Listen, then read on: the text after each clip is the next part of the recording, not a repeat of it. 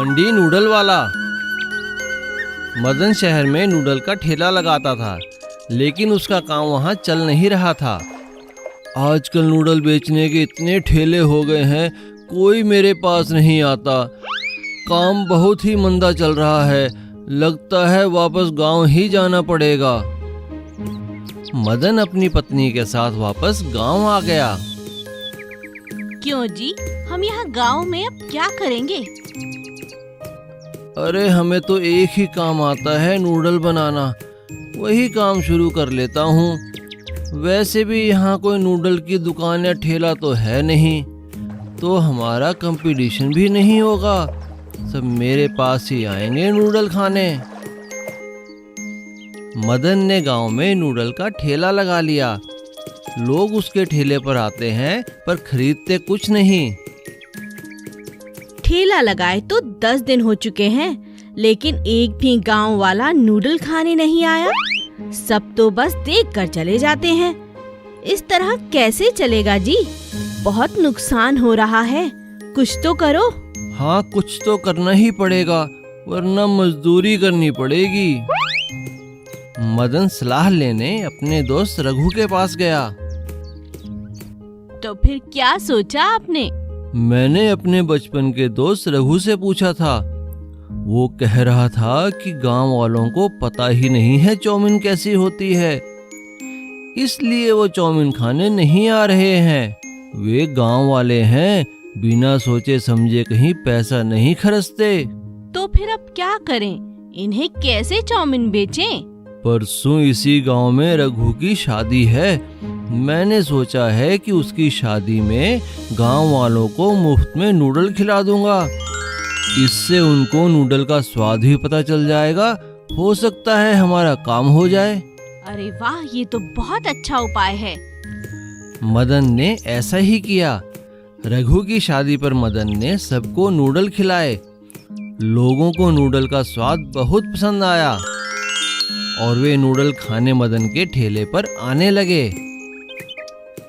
मैं ना कहता था, एक बार अगर सब खाएंगे तो हमेशा तुम्हारे पास ही आएंगे। इस तरह धीरे धीरे मदन का काम चल निकला और कुछ ही दिनों में मदन के ठेले पर भीड़ लगनी चालू हो गई। अरे मदन भाई, हमें तो पता ही नहीं था ये चाउमीन होती क्या है, पर आज जो तुमने चाउमीन खिलाई है, भाई साहब मजा आ गया खाकर, बहुत ही अच्छा। वाह भाई मदन, तुम तो बड़े कारीगर हो, बड़ी टेस्टी आइटम बनाई है। ये सब देखकर मदन का लालच बढ़ने लगा। उसे अपने हाथ के बनाए नूडल पर घमंड हो गया और उसने नूडल के दाम दुगने कर दिए। जैसे ही मदन ने दाम बढ़ाए, लोगों ने उसके ठेले पर आना बंद कर दिया और कुछ ही दिनों में उसका सारा काम ठप हो गया। ये अचानक क्या हो गया जी? कोई भी नूडल खाने नहीं आता। मदन, मैंने तो तुमसे पहले ही कहा था, गांव वाले हैं, सोच समझकर ही पैसा खर्चते हैं। अगर तुमने दाम कम नहीं किए तो वो नूडल खाने नहीं आएंगे। मदन का घमंड टूट चुका था, इसलिए उसने दाम कम कर दिए और सबसे अच्छे से बात भी करने लगा और धीरे धीरे उसका काम फिर से चल निकला। जादुई चाबी। एक जंगल में एक महल का खंडहर था। वहाँ कोई नहीं रहता था। उस खंडहर के पास एक झील थी। एक बार एक राजा उस जंगल में शिकार करने के लिए आया। शिकार की तलाश करते हुए जब काफी देर हो गई, तो राजा ने कुछ देर आराम करने की सोची। राजा एक पेड़ के नीचे बैठ गया। तभी राजा को दूर से झरने की आवाज सुनाई दी। अरे, लगता है यहाँ आसपास झरना है। चलकर देखता हूँ और पानी भी पी लेता हूँ। राजा झरने के पास जाता है। वहाँ उसे पेड़ के नीचे एक साधु बाबा बैठे हुए मिले। लगता है ये साधु बाबा ध्यान में मगन है। मैं इन्हें कुछ फल दे देता हूँ। राजा बाबा के सामने फल रख देता है, साथ ही झरने पर पानी भी पी लेता है और पत्तों का एक डूना बनाकर साधु बाबा के लिए भी पानी ले आता है। इतने में साधु बाबा आंखें खोलते हैं। राजन, तुम यहाँ किस कारण से आए हो? मैंने तो तुम्हें पहले यहाँ कभी नहीं देखा। बाबा, मैं शिकार के लिए आया था। शिकार तो नहीं मिला, पर पानी की तलाश में यहाँ आया और आप मिल गए। राजन, तुम मेरे लिए भोजन और पानी लाए हो, ये तुमने परोपकार का कार्य किया है। लेकिन तुम्हारे नगर में तो पानी की कमी है। यदि पानी की कमी ठीक करना चाहते हो तो मेरी बात मानो। हाँ, जी बाबा, बताइए। मैं वो सब कुछ करूँगा जिससे मेरे नगर में पर्याप्त पानी हो। तो सुनो, इसी जंगल में एक बड़ा सा खंडहर है।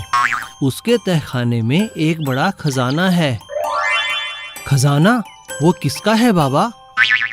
वो खंडहर और वो खजाना मेरे परिवार का था, पर जब से मैंने संन्यास लिया है तब से वो खजाना वहाँ दबा पड़ा है। मेरा कोई वारिस नहीं है। तुम इसे निकाल लो ताकि मैं शांति से अपने गुरु के पास जा सकूं। पर बाबा, मैं उस खजाने का क्या करूँगा?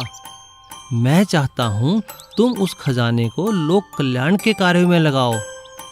इस झरने का पानी अपने नगर तक ले जाओ। लेकिन बाबा, मैं उस खजाने तक पहुँचूंगा कैसे? उस महल के दरवाजे के दाईं ओर एक चाबी है जो सिर्फ निस्वार्थ भाव से कार्य करने वालों को ही मिलेगी, और तुम्हें वो चाबी मिल जाएगी। और राजा उस खजाने की चाबी को ढूंढ लेता है और साधु के आशीर्वाद से झरने से लेकर शहर तक एक नहर निकालता है।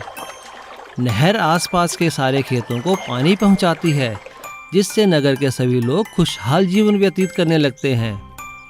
और राजा अपनी पूरी प्रजा के साथ साधु बाबा का धन्यवाद करता है। मशरूम करी की सब्जी। दीपक एक बहुत अच्छा गुड़ का व्यापारी था। उसका व्यापार बहुत अच्छा चल रहा था। दीपक की पत्नी सुषमा बहुत स्वादिष्ट खाना बनाती थी। दीपक को मशरूम खाना बहुत पसंद था, इसलिए वह रोज ढेर सारे मशरूम लाता और सुषमा रोज अलग अलग तरह के पकवान बनाती, और वह भी सिर्फ मशरूम के। सुषमा जब भी खाना बनाती तो गांव के सभी पड़ोसी खुशबू से खींचे चले आते और सुषमा सभी को बड़े आदर और प्यार से खाना खिलाती। एक दिन उनकी एक पड़ोसन बोली, अरे ओ सुषमा, मुझे माफ करना, रोज रोज तुम्हारे हाथ के बने मशरूम खाने आ जाती हूँ, पर क्या करूँ, बहुत कोशिश की पर तुम जैसा खाना नहीं पका पाई। हाँ, और जो स्वाद तुम्हारे प्यार से बनाए मशरूम में है वो तो किसी और के बनाए मशरूम में हो ही नहीं सकता। दीपक की दुकान के पड़ोस में एक कंजूस सुनार की दुकान थी। उसे भी सुषमा के हाथ के मशरूम खाने की आदत हो गई थी।